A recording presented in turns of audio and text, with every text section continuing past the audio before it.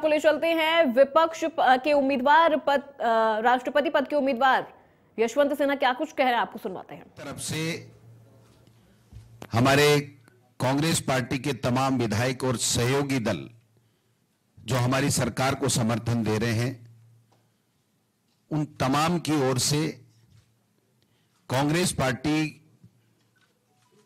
के मुखिया के नाते मैं यशवंत सिन्हा जी का और साथ में आए सभी लोगों का इस प्रेस कॉन्फ्रेंस में हार्दिक स्वागत करता हूं, अभिनंदन करता हूं। चूंकि प्रेस कॉन्फ्रेंस में उनको अपनी बात रखनी है, माननीय मुख्यमंत्री जी से भी हम आग्रह करेंगे कि वो भी अपनी बात रखें।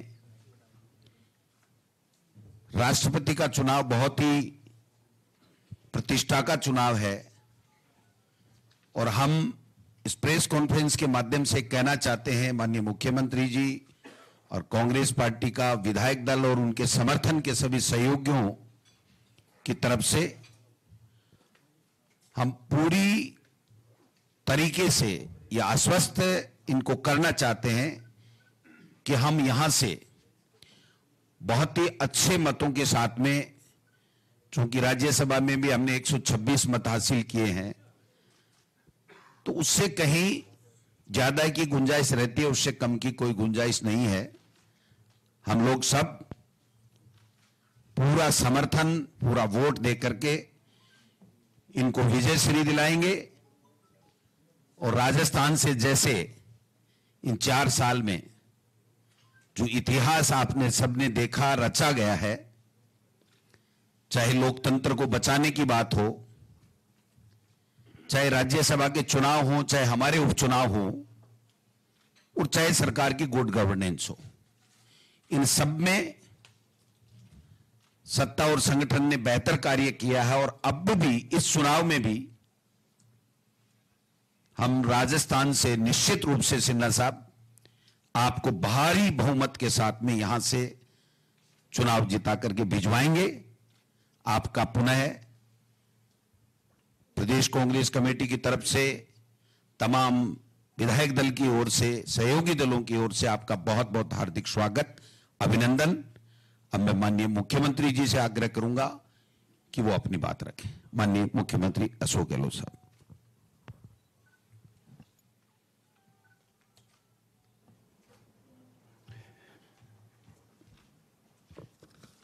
परम श्रद्धेय यशवंत सिन्हा जी, पीसीसी प्रेसिडेंट गोविंद डोटासरा जी, सुरेंद्र कुलकर्णी जी, महेश जोशी जी, महेंद्र चौधरी जी, प्रणव झा साहब, यहाँ उपस्थित मेंबर पार्लियामेंट नीरज डांगे जी और मेरे प्रेस के साथियों, सबसे पहले मैं यशवंत सिन्हा जी का यहाँ पर हार्दिक स्वागत करता हूँ। आप सबको मालूम है कि विपक्षी पार्टियों की तरफ से एकजुट होकर के इनको आगामी राष्ट्रपति पद के लिए चुनाव में उम्मीदवार बनाया है। मुझे खुशी है कि एक बहुत ही अनुभवी राजनेता को अवसर मिला है कैंडिडेट बनने का देश के राष्ट्रपति के रूप में। यशवंत सिन्हा जी को मैं तब से जानता हूँ जब मैं 22 साल पहले पहली बार मुख्यमंत्री था। उस वक्त ये वित्त मंत्री थे केंद्र में। इनकी कार्य करने की शैली, इनका व्यवहार, ये वाजपेयी गवर्नमेंट में वित्त मंत्री थे, उसके बावजूद भी जो सहयोग, जो समर्थन हमें मिलता रहा राजस्थान को, उसको मैं कभी भूल नहीं सकता। हमने जो एक अभिनव प्रयोग किया था उस वक्त में, क्योंकि बहुत कम परसेंटेज शिक्षा थी राजस्थान के अंदर, 38% सिर्फ, तब हम लोगों ने एक प्रयोग किया था। राजीव गांधी के नाम से 50 साल हुए थे उस वक्त राजस्थान में बने हुए, राजीव गांधी स्वयं जयंती पाठशाला, और एक प्रयोग किया था गांव में ढाणी के अंदर कोई एक पढ़ा लिखा इंसान है, वो टीचर बन जाए और उनको पढ़ाए बच्चों को। जो करीब 23,000 स्कूल हमने खोली थी उस वक्त में, गांव-गांव में, ढाणियों के तक में खोल दी थी। उसी से जंप हुआ बाद में। उस वक्त पे जब मैं इनके पास गया तब भी मुझे याद है इन्होंने हमें पूरा सपोर्ट किया, समर्थन दिया। कभी मुझे वित्तीय संकट होने के बावजूद भी उस वक्त हम लोग कई बार ओवरड्राफ्ट में जाते थे। उस वक्त में पंजाब, आसाम, कई राज्य सरकारें थी, उस संकट का सामना करनी पड़ती थी उनको। अपने सरकारी बिल्डिंगें मॉर्गेज करनी पड़ती थी पंजाब जैसे राज्यों को। आसाम की स्थिति बहुत ही विकट थी। उस वक्त यशवंत सिन्हा जी के आशीर्वाद से, इनके सहयोग समर्थन से ये नौबत राजस्थान के लिए नहीं आई। और समय समय पर इन्हें हमें इस प्रकार से इमदाद दी, इस प्रकार से आरबीआई को, रिजर्व बैंक ऑफ इंडिया को सलाह दी कि राजस्थान को कोई तकलीफ नहीं आनी चाहिए। उस कारण से हमें उस वक्त में हम आराम से, उस वक्त में डिफिकल्ट टाइम में भी हम लोग आराम से निकाल पाए। 4 अकाल पड़ गए थे, आपको याद है, सब आप साथी राजस्थान के बैठे हैं। 4 अकाल लगातार पड़ रहा है। उस स्थिति के अंदर ये व्यक्तित्व के धनी हैं जो मेरे पास बैठे हुए हैं, जिनका आज हम समर्थन करने के लिए इकट्ठे हुए हैं। उन्होंने आगे बढ़ करके, सरकार अन्य पार्टी की थी राजस्थान में, कांग्रेस की थी, वहाँ बीजेपी की थी, तब भी इन्होंने पूरी इमदाद करी। तो हमेशा से ये हरि के सहयोगी रहे हैं। पूरे देश के लोग जानते हैं, हर पार्टी के लोग जानते हैं कि इनका व्यवहार किस प्रकार, व्यवहार कुशलता के सामने आया था। इसलिए इस मौके पर मैं कहना चाहूँगा कि इनका चुनाव में, वैसे तो 15 चुनाव आज तक हुए राष्ट्रपति के, 15 में से एक चुनाव सिर्फ निर्विरोध हुआ है, बाकी हमेशा चुनाव ही हुआ है। पर इस बार चुनाव में खड़ा होना, ये लड़ाई विचारधारा की है। ये लड़ाई विचारधारा की है, ये कोई व्यक्तिगत लड़ाई नहीं है, लड़ाई विचारधारा की है। और कोई व्यक्ति विशेष की चुनाव की बात नहीं है। जो हालात बना रखे हैं देश के अंदर, जिसमें अभी प्रकाश डालेंगे यशवंत सिन्हा जी खुद आपके सामने, चारों ओर हाहाकार मचा हुआ देश के अंदर, धज्जियां उड़ रही है संविधान की, लोकतंत्र खतरे के अंदर है। ये बात सामने है देशवासियों के, लोग डरे हुए बोलते नहीं हैं। ईडी, इनकम टैक्स, सीबीआई के तो आतंक मचा रखा उन लोगों ने। सबको मालूम है कि किस प्रकार खुला और बिना भय के वो जो शासन चला रहे हैं, वो सबके सामने है।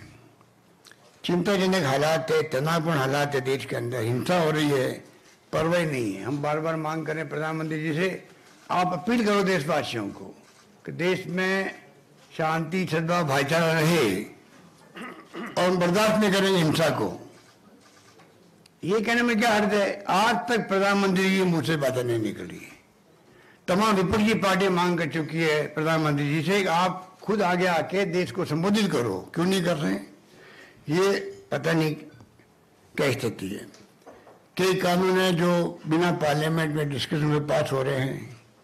आप समझ जाइए कि कहाँ जा रहा लोकतंत्र। अब अग्निपथ लेके आ गए बिना कोई सलाह के। महंगाई, बेरोजगारी की तो हद पार हो गई है। करप्शन चरम सीमा पार कर चुका है। मीडिया के ऊपर दबाव है आप लोगों पर, आपके ऊपर, मतलब आपके मालिकों पर। तो आप क्या कर सकते हैं? आप तो बहुत दिन भर मेहनत करने वाले लोग हैं, पर आप क्या कर सकते हैं? आपकी तो सीमाएं लिखने की, वीडियोग्राफी करने की। मालिक लोग सीबीआई, इनकम टैक्स के दबाव में हैं, कुछ नहीं कर पा रहे वो लोग। इस हालातों में मुल्क चल रहा है। ऐसे वक्त में यशवंत सिन्हा जी का खड़ा होना, मैं समझता हूं कि विपक्षी भावनाओं का इन्होंने आदर किया, इन्होंने स्वीकार किया, इसलिए मैं इनको धन्यवाद देना चाहता हूं। और तमाम विपक्षी पार्टियों ने मिलकर इनको खड़ा किया।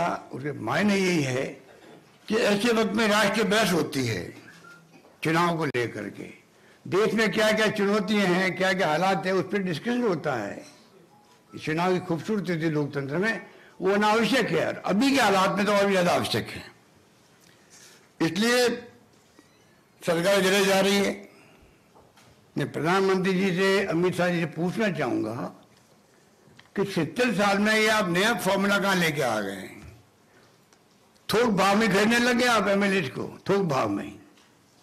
पहले सुनते थे कोई इक्का दुक्का चला जाता था, अब तो थोक भाव में ही 50 लोग सीधे महाराष्ट्र के अंदर। आप सोच सकते हैं कि नया फॉर्मूला आ गया है। गोवा, मणिपुर, कर्नाटक, मध्य प्रदेश, महाराष्ट्र और राजस्थान आपके आशीर्वाद से बच गया। कमी नहीं रखी उस वक्त में भी, कमी नहीं रखी थी। खूब गुमराह किया हमारे लोगों को समझ में आ गई, समझ में आ गई। बहुत बड़ी बात है, मैं उनका आभारी हूं जिनको समझ में आ गई सबका, क्योंकि हमारी सजा चली जाती है, मैं आपके सामने बैठा भी नहीं होता। तो आप सबकी दुआओं से मैं बैठा हुआ हूं और मुझे गर्व है कि हमारे साथियों ने, विपक्ष के जो साथी, चाहे वो सीपीएम के थे, चाहे बीटीपी के थे और चाहे वो इंडिपेंडेंट थे, सबने हमारा साथ दिया और हम लोग सरकार बचा ले गए।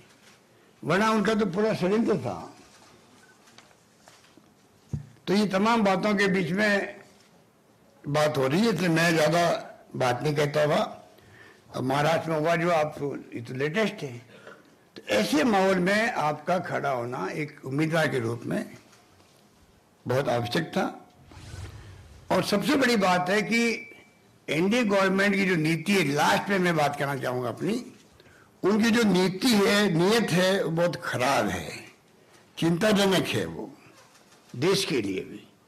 क्योंकि जो विपक्ष को समाप्त करना चाहते हैं, कभी कांग्रेस मुक्त भारतीय बात करते हैं, अब रीजनल पार्टी बैठे करने लग गए अभी हैदराबाद के अंदर।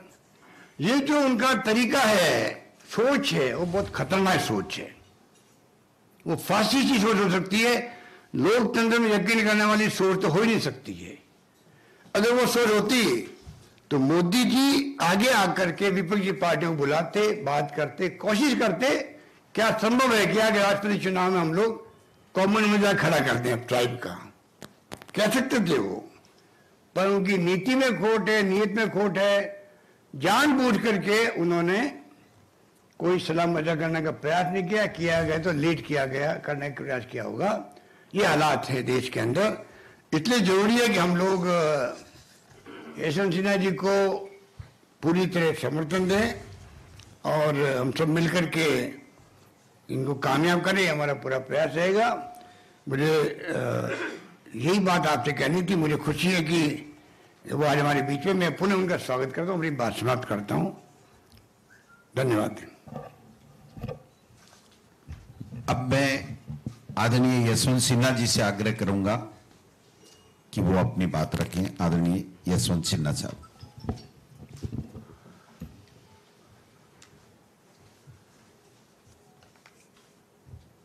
मुख्यमंत्री अशोक गहलोत जी, सम्मानित मंच और मीडिया के हमारे मित्रों, मुझे बहुत खुशी है कि आज मुझे अपने अभियान के दरमियान जयपुर राजस्थान आने का मौका मिला है। मैं कई राज्यों से घूमता हुआ आज आपके बीच में आया हूं और दरअसल नामांकन दाखिल करने के बाद, जिसमें अशोक गहलोत जी स्वयं उपस्थित थे, जिसके लिए मैं हृदय से उनका व्यक्तिगत रूप से धन्यवाद देना चाहता हूं, उसके बाद से हम लगभग लगातार ही देश के विभिन्न राज्यों में जाकर अपने अभियान को आगे बढ़ाने का प्रयास कर रहे हैं।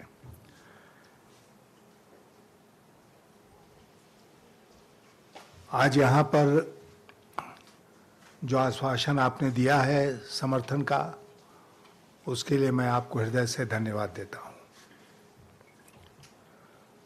मुझे पूरा विश्वास है कि राजस्थान से हम भारी बहुमत से आगे रहेंगे।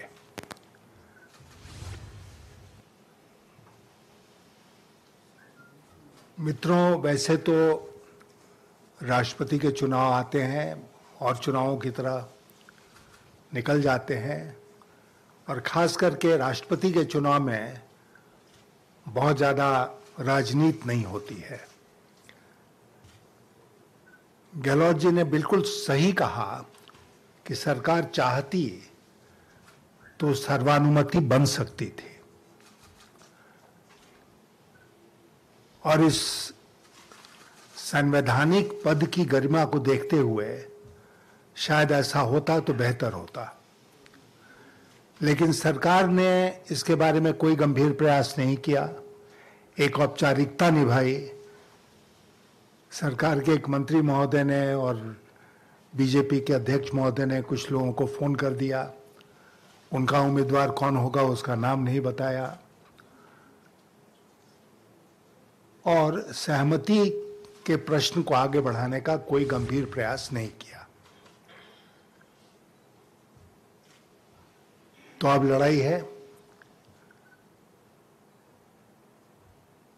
और मैं आपसे यही कहना चाहूंगा कि ये जो चुनाव हो रहा है राष्ट्रपति का, ये बहुत असाधारण परिस्थिति में हो रहा है, जैसा अभी मुख्यमंत्री महोदय ने कहा। असाधारण इसलिए कि देश का माहौल क्या है आज। देश में एक तरफ हम देखते हैं कि घृणा का माहौल है, जो जानबूझकर पैदा किया जा रहा है, आगे बढ़ाया जा रहा है सरकारी पार्टी और भारत सरकार के द्वारा। ये मैं सीधा आरोप लगा रहा हूं भारत सरकार और बीजेपी के ऊपर।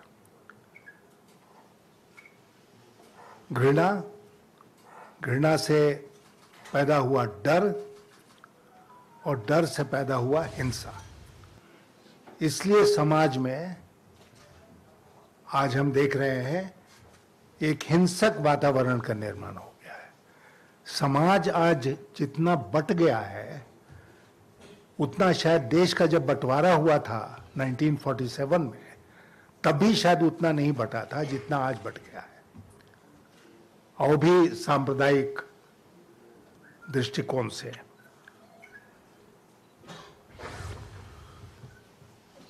कुछ इस अंधकार में रोशनी नजर आती है, और राजस्थान में वो रोशनी काफी देदीप्यमान दिखाई दे रही है, क्योंकि यहाँ पर अशोक गहलोत जी के कुशल नेतृत्व में बहुत अच्छा काम हो रहा है, और इसलिए सारे प्रयासों के बावजूद यहाँ पर लोग सरकार से के काम से संतुष्ट हैं।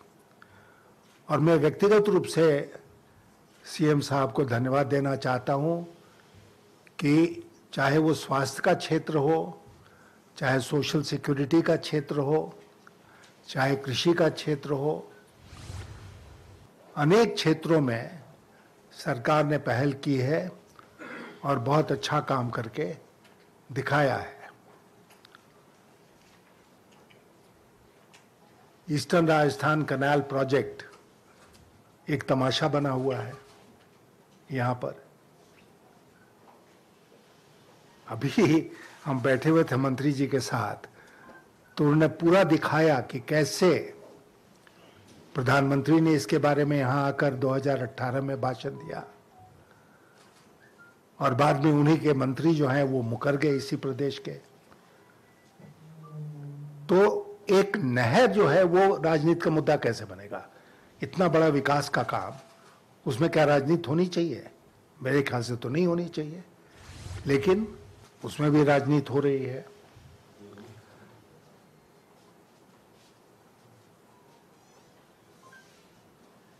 अब एक जिसकी ओर इशारा किया मुख्यमंत्री जी ने, एक नया खेल हम देख रहे हैं इस देश में, और वो है चुनी हुई सरकारों को गिराओ। अगर किसी प्रदेश में उनकी पार्टी की चुनी हुई सरकार नहीं बनी, तो येन केन प्रकारेण उस सरकार को टिकने नहीं देना है, उसको गिराना है।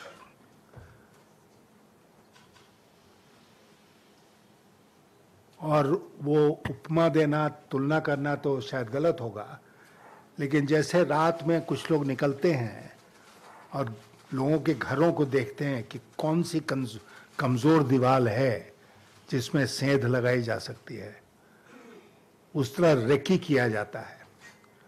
कौन कमज़ोर कड़ी है, कितनी कीमत पर ये कमज़ोर कड़ी हमारे हाथ में आ सकती है,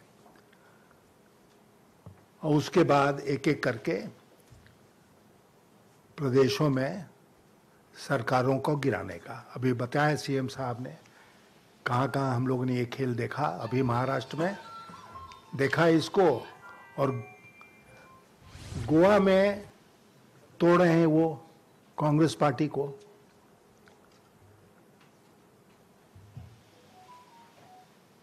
ये सब राष्ट्रपति चुनाव के ठीक पहले क्यों हो रहा है? कहने को तो सत्ता पक्ष बहुत विश्वास में है कि हम जीत गए राष्ट्रपति चुनाव, यशवंत सिन्हा बेकार खड़े हैं, हारे हुए उम्मीदवार हैं, तो फिर ये खेल राष्ट्रपति चुनाव के पहले क्यों हो रहा है?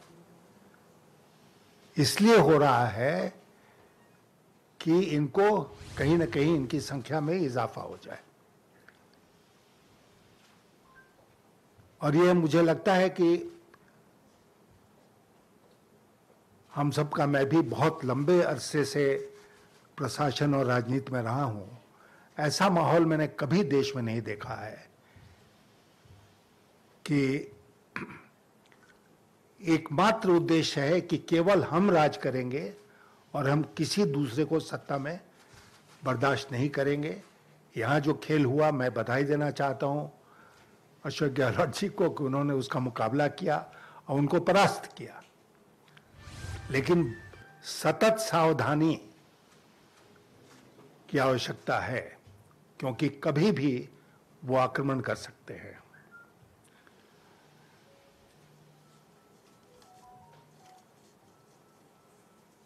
अब आप देखिए, एक बात आपको बताता हूं, क्योंकि अक्सर राजनीति की बात ही होती है जहां मैं भी जा रहा हूं, और आर्थिक स्थिति की बात नहीं होती है। आज मैं विशेष रूप से डॉलर की तुलना में रुपया जो गिर रहा है उसका जिक्र आपसे करना चाहता हूं।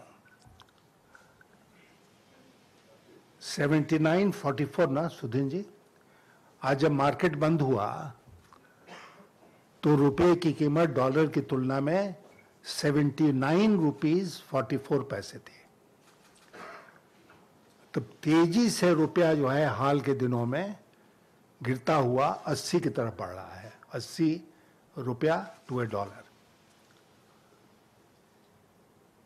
मैंने, जब मैं भारतीय जनता पार्टी में भी था, तो रुपए के मूल्य के ऊपर मैंने कभी कोई टिप्पणी नहीं की, क्योंकि कुछ जानकारी मुझे होती थी। लेकिन हमारे आज के प्रधानमंत्री जी ने गला फाड़ फाड़ कर जो उस समय कहा था, वो वीडियो अभी भी कहीं न कहीं चलता रहता है कि भूटान की करेंसी नहीं गिर रही है, नेपाल की करेंसी नहीं गिर रही है, पाकिस्तान की करेंसी नहीं गिर रही है, सबकी करेंसी नहीं गिर रही, खाली रुपए का, इंडिया का रुपया क्यों गिर रहा है? पूछते थे वो सवाल डॉक्टर मनमोहन सिंह से। इतने बड़े विद्वान अर्थशास्त्री के रिजीम में ये क्या हो रहा है, ये बताएं। उस समय रुपए की कीमत थी, जब मोदी जी देश के प्रधानमंत्री बने थे, उस समय डॉलर की तुलना में रुपए की कीमत, वैल्यू था 58 रुपीज 44 पैसा। 58 रुपीज 44 पैसा था मई के उस दिन, जिस दिन 2014 में मोदी जी ने प्रधानमंत्री के पद की शपथ ली थी। आज कितना हो गया? आज हो गया 79.44। 44 उस समय भी था, 44 अभी भी है। क्यों? सरकार का कोई मंत्री क्या ये बताने का कष्ट करेंगे देश की जनता को कि रुपया, आज देश का रुपया क्यों गिर रहा है? मित्रों, देश का रुपया इसलिए गिर रहा है क्योंकि यहां जो इन्वेस्टमेंट था स्टॉक मार्केट में, वो आप जानते हैं फॉरेन इंस्टीट्यूशनल इन्वेस्टर्स जिसको कहते हैं ना FIIs, उन्होंने बहुत सारा पैसा अपना हमारे स्टॉक मार्केट में लगाया हुआ है। और अब अंतर्राष्ट्रीय परिस्थितियां बदल रही हैं, तो इसलिए यहां से वो रुपया निकालकर डिसइन्वेस्ट करके उसको वापस अपने मुल्क में ले जाना चाहते हैं। तो वो स्टॉक मार्केट में बेचते हैं, फिर उनके हाथ में जो रुपया आता है उसको लेकर जाते हैं एक्सचेंज मार्केट में, रुपया डॉलर का जो मार्केट है, और उसमें जाकर वो उस रुपए से डॉलर खरीदते हैं। तो जाहिर है कि इस परिस्थिति में डॉलर का डिमांड बढ़ेगा, और डॉलर का डिमांड बढ़ेगा तो रुपए का अवमूल्यन होगा। इसके अलावा एक दूसरा जो कारण है वो है कि हमारा जो टोटल एक्सटर्नल डेट है, ये बड़ी महत्वपूर्ण बात है। टोटल एक्सटर्नल डेट डॉलर्स में है 621 बिलियन, 681 बिलियन डॉलर्स है टोटल फॉरेन डेट, और उसमें से 267 बिलियन डॉलर्स हमको देना है अगले 9 महीने में। इसका ये जो टोटल है उसका 43% लौटाना है हमको अगले 9 महीने के भीतर। तो इतना 44% चला जाएगा, इजाफा हो नहीं रहा है। हमारा जो फॉरेन एक्सचेंज रिजर्व था वो कुछ दिन पहले तक 641 बिलियन डॉलर था, 641 बिलियन डॉलर,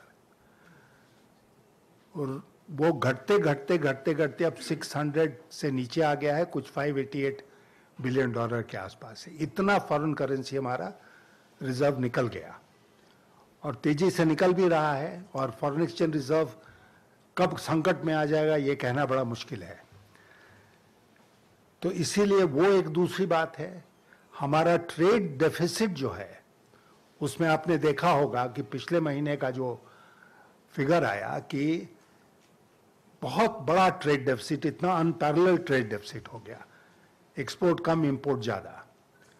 तो इन सब से रुपए की कीमत के ऊपर प्रेशर पड़ रहा है, और रुपया जो है वो डॉलर के मुकाबले नीचे जा रहा है और करेंसीज के मुकाबले नीचे जा रहा है। तो ये जो स्थिति है ये केवल इस सरकार के पॉलिसीज के कारण हुआ है। आज जब अर्थनीति बनाते हैं, इकोनॉमिक पॉलिसीज, तो रियल वर्ल्ड जो है, सचमुच की दुनिया, उसके लिए बनाते हैं, उसमें बनाते हैं। और ये आपका कर्तव्य बनता है कि आप एंटिसिपेट करें कि दुनिया में क्या होने वाला है, उसका हम कैसे मुकाबला करेंगे। आप वहाँ सिर्फ कुर्सी पर आराम से बैठे रहिए और अचानक कोई आपत्ति आ जाए तो आप कहे करे ये तो क्या हो गया, हम क्या कर सकते हैं। तो आर्थिक दृष्टिकोण से एक और बात कह के मैं अपनी इस विषय पर अपनी बात समाप्त करूंगा, और वो ये है कि 6 साल पहले इस देश में नोटबंदी हुआ, आप सबको याद होगा, और प्रधानमंत्री जी ने कहा था कि 90 दिन का वक्त हमें दीजिए, फिर आप जिस चौक चौराहे पर खड़े कहेंगे मैं आ जाऊंगा, जो आप सजा देंगे मैं भुगत लूंगा, ऐसा कहा था उन्होंने। 90 दिन आए और गए। नोटबंदी का असर जो हुआ वो ये हुआ कि नोटबंदी के बाद आप देखेंगे कि आर्थिक विकास जो सालाना है उसके जो आंकड़े हैं, नोटबंदी के साल में 8% प्लस था सालाना विकास दर। वो नोटबंदी के चलते गिरते गिरते गिरते गिरते कोविड के पहले जो वर्ष था उसमें 4% पर आ गया। ये अक्सर इन आंकड़ों को हम भूल जाते हैं। क्यों आ गया? नोटबंदी के चलते जो क्षति हुई अर्थव्यवस्था में। अब फिर उसमें जीएसटी वगैरह जैसे इन लोगों ने लगाए वो दूसरी बात है, लेकिन 4% पर आ गया। और फिर कोविड के साल में हम जानते हैं कि वो तो -8, 9, 10% चला गया था। सीधा इसका असर नोटबंदी का अर्थव्यवस्था की विकास दर पर पड़ा। और उससे भी जो आश्चर्य की बात है और ताज्जुब और अफसोस की बात है, वो ये है कि नोटबंदी में सारा पैसा जो सर्कुलेशन में था वो वापस आ गया। आपको याद होगा उस जमाने रिजर्व बैंक ऑफ इंडिया कहता था 99.98, 99.99, और उसके बाद उन्होंने बंद कर दिया कहना कि कितना पैसा वापस आया। हो सकता है बहुत सारा जो काउंटरफीट करेंसी था वो भी वापस आ गया हो, लेकिन 100% करेंसी तो वापस आ गई थी।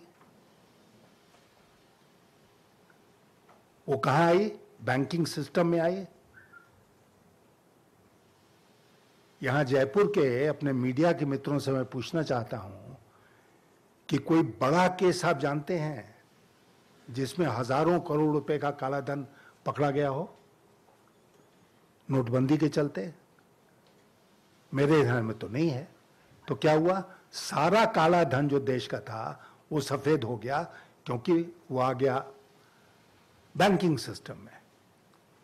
इतना बड़ा स्कैम इस देश में हुआ और प्रधानमंत्री जी उसका भी क्रेडिट लेते हैं कि भाई देखो हमने कितना बढ़िया काम किया, नोटबंदी कर दिया। अर्थव्यवस्था के विकास दर के ऊपर उसका जो असर पड़ा, लेकिन अर्थव्यवस्था को संभाला जा सकता है, गिरते रुपए को संभाला जा सकता है। बहुत जगह आप पॉलिसीज को चेंज करके जो चैलेंज है उसका मुकाबला कर सकते हैं, लेकिन समाज में जो घृणा, हिंसा और डर का वातावरण है, इसको ठीक करने में बहुत वक्त लगेगा। और आज सबसे बड़ी चिंता जो है वो यही है, और इसीलिए मैंने आपसे कहा कि असाधारण परिस्थिति में इस बार राष्ट्रपति का चुनाव हो रहा है। आप जानते हैं इसमें आम जनता तो वोट नहीं देती है, उसके चुने हुए प्रतिनिधि वोट देते हैं, लेकिन आम जनता का एक कर्तव्य बनता है कि वो अपने चुने हुए प्रतिनिधि के ऊपर दबाव बनाए कि गलत का साथ मत दो, जो सही है उसका साथ दो। और आप ये भी जानते हैं कि राष्ट्रपति के चुनाव की जो नियमावली है उसके अनुसार इसमें कोई व्हिप लागू नहीं होता है और बैलेट जो है वो सीक्रेट है। क्यों रखा गया है? क्योंकि चुने हुए प्रतिनिधियों से संविधान के निर्माताओं ने ये उम्मीद की थी कि अपने विवेक का इस्तेमाल करेंगे। तो मैं आज आपके माध्यम से दूसरी तरफ जो हमारे मित्र हैं उनसे भी आग्रह करूंगा कि ये एक बड़ा मौका है। देश में मैं आपसे दो वादा करके जाना चाहता हूं। एक तो ये, अगर मैं राष्ट्रपति चुना गया तो शपथ लेने के दूसरे दिन से ये जो एजेंसीज का दुरुपयोग हो रहा है सरकार के द्वारा, वो रुक जाएगा। किस अधिकार का प्रयोग करूंगा वो आज मैं आपको नहीं बताऊंगा, लेकिन रोकूंगा, इसका दुरुपयोग नहीं होने दूंगा। अभी मैंने देखा एक अशोक गहलोत जी छत्तीसगढ़ में कोई इनकम टैक्स रेट, उस दिन मैं गया था तो चीफ मिनिस्टर बघेल कह रहे थे कि लगातार इनकम टैक्स का रेड हो रहा है, ये हो रहा है, और जिस बिजनेसमैन के ऊपर रेड हो रहा था उसने कहा कि उसके ऊपर इनकम टैक्स का दबाव है कि सरकार को गिराओ। ये जो दुरुपयोग हो रहा है इसको पूरी तरह से रोका जाएगा। और प्रधानमंत्री जी को बार बार कहने के बाद गहलोत जी के, प्रधानमंत्री जी इन मुद्दों पर जो खामोश हैं, तो प्रधानमंत्री जी को मैं कहूंगा राष्ट्रपति भवन बुलाकर कि आप बोलिए इन मुद्दों पर, खामोश मत रहिए, अशोक गहलोत जी की बात मानिए और अपने उद्गार इस पर व्यक्त कीजिए। इतना मैं कहना चाहता था। धन्यवाद।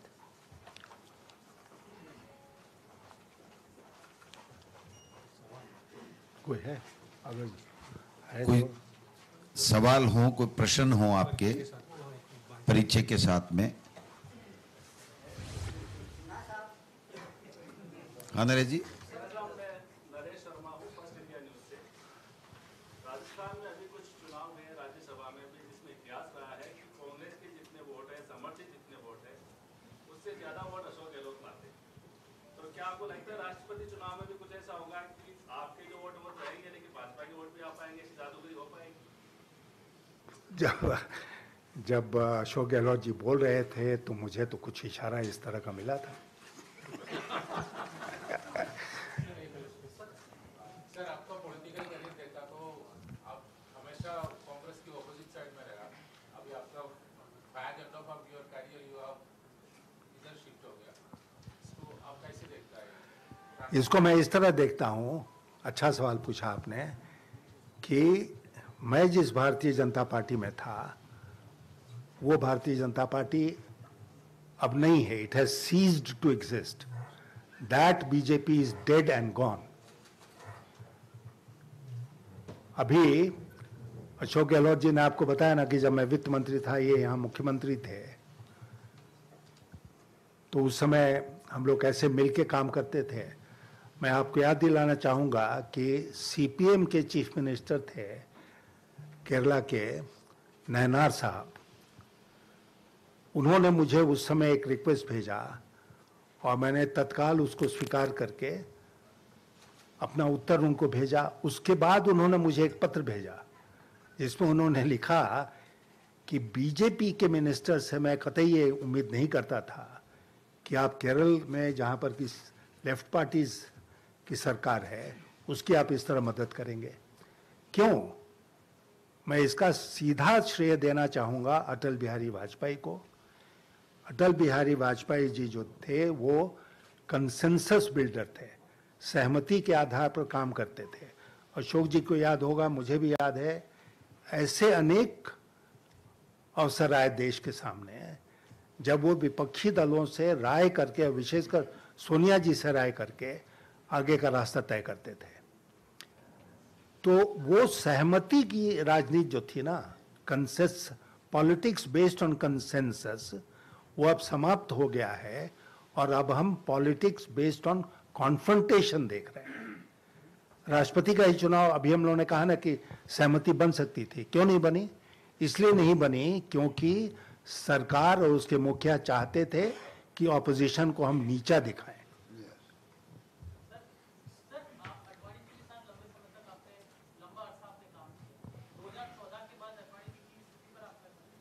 बहुत अफसोस आता है, बहुत बहुत अफसोस होता है कि वो बेचारे बैठे हैं ऐसे करके, हाथ हिला रहे हैं नमस्कार में, और सामने से एक व्यक्ति गुजर जाता है, देखता भी नहीं उनकी तरफ। सर, मैं शालिनी श्रीवास्तव। सर, जैसा कि वित्त से संबंधित आप प्रतिनिधि भी रहे हैं, बहुत सारे आपने काम किए हैं, तो सर मैं जानना चाहती हूँ कि जीएसटी की जो भ्रांति मोदी जी द्वारा फैलाई गई थी कि जीएसटी लागू होने के बाद सारे टैक्स खत्म कर दिए जाएंगे, वो अभी तक लोगों के बीच में भ्रांति के रूप में ही चल रहा है, तो उसके लिए सर क्या करेंगे?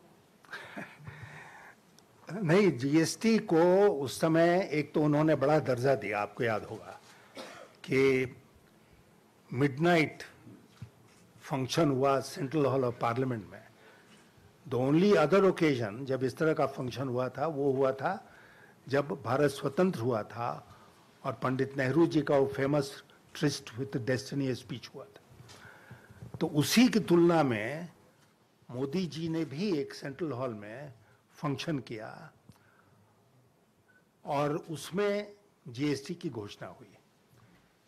कहा गया कि it's a good and simple tax, लेकिन जो जीएसटी सामने आया उससे पता चला कि it is not a good and simple tax, it's a highly complex tax.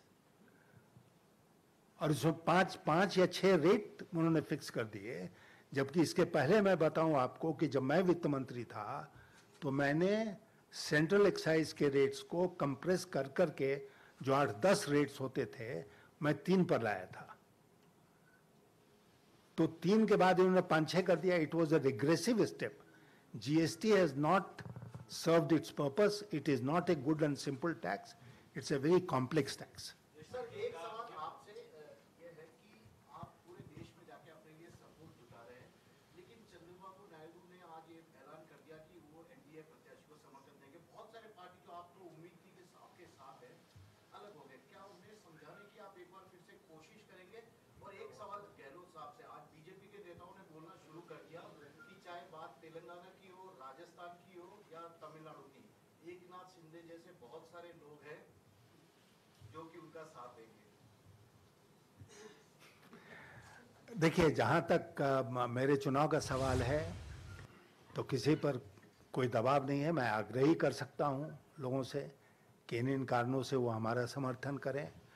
अब उनके पीछे क्या कारण है मैं नहीं जानता हूँ, लेकिन हम सब इस एक बात को जानते हैं कि हम केवल एक राजनीतिक दल से नहीं लड़ रहे हैं, हम सरकार की उन एजेंसियों से भी लड़ रहे हैं जो लोगों को परेशान करने के लिए इस्तेमाल की जा रही हैं।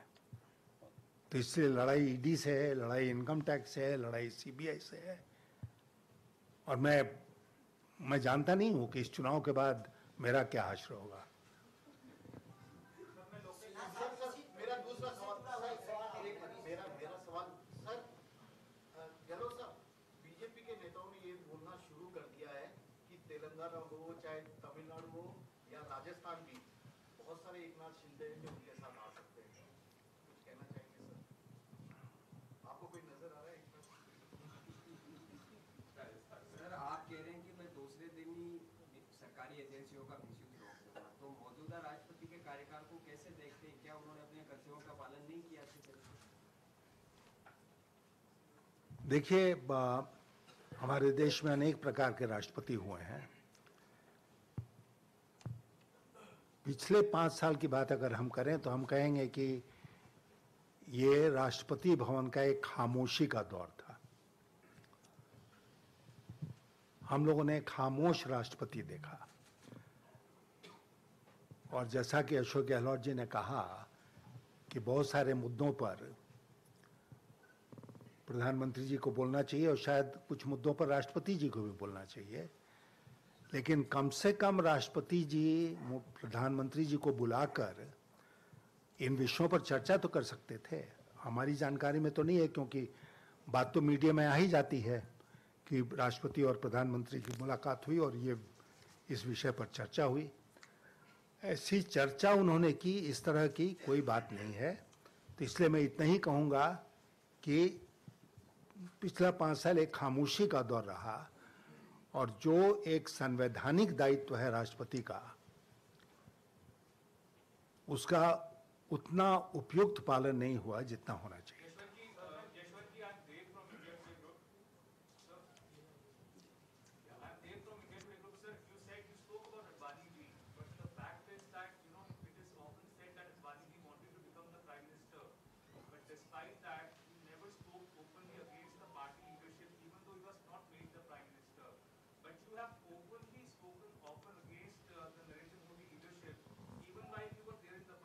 Without being a candidate for Prime Minister.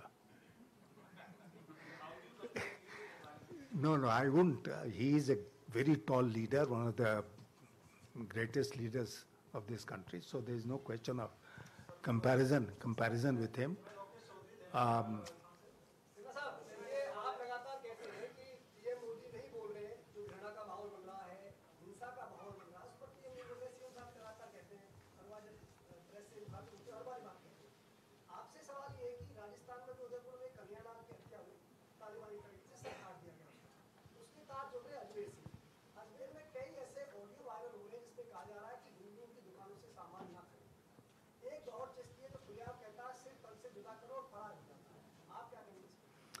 मैं इस पर कुछ नहीं कहूँगा। चीफ मिनिस्टर जब मेरे बगल में बैठे हैं तो वो बता देंगे ना कि क्या स्थिति है। मैं केवल इतना कहना चाहता हूँ कि मैं किसी प्रकार की हिंसा का घोर विरोधी हूँ। सभ्य समाज में इस प्रकार की हिंसा का कोई स्थान नहीं है। नहीं, आप मुख्यमंत्री जी को बोलने दीजिए। वैसे तो आप लोगों ने खुद ने और सोशल मीडिया ने काफ़ी कुछ कह दिया है। किस प्रकार से जो मुख्य अभियुक्त हैं उनके किनके साथ संबंध है, बीजेपी के साथ किस रूप में, किस लेवल के संबंध रहे, सबको मालूम है। और रोज कुछ खबर आती रहती है। अभी हाल ही में खबर आई कि जब वो जिस मकान में रहते थे किराया, और वहाँ जो मकान मालिक भी मुस्लिम था, उसने शिकायत की पुलिस को कि मुझे तंग करते हैं या पता नहीं किनको, कौन कौन लोग घर पे आते हैं, धमकाते हैं और किराया नहीं दे रहे हैं। तो पुलिस कार्रवाई करेगी उसके पहले ही बीजेपी नेताओं के फ़ोन चले गए थाने के अंदर कि भाई ये हमारा कार्यकर्ता है, इसको तंग मत करो। तो जब ये स्थिति है राजस्थान के अंदर, जिस व्यक्ति ने इतना बड़ा जघन्य अपराध किया, वो किनके गोद में बैठा हुआ था, किनके साथ उनके संबंध थे, वो जग जाहिर हो चुका है। उसका जवाब उन लोगों को देना चाहिए और स्थिति स्पष्ट करनी चाहिए।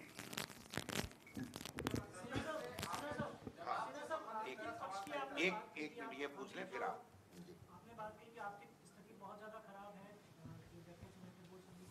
आपको एक तो ये क्या लगता है कि श्रीलंका जैसी स्थिति कभी देश में बन सकती है आने वाले समय में, और दूसरा आर्थिक स्थिति जो है हर व्यक्ति को प्रभावित करती है, उसके बावजूद भारतीय जनता पार्टी की लगातार राजनीतिक जीत के लिए क्या कारण मानते हैं? देखिए, एक तो मैं साफ शब्दों में कहूँगा कि श्रीलंका की स्थिति नहीं है हमारी, न वो स्थिति होगी।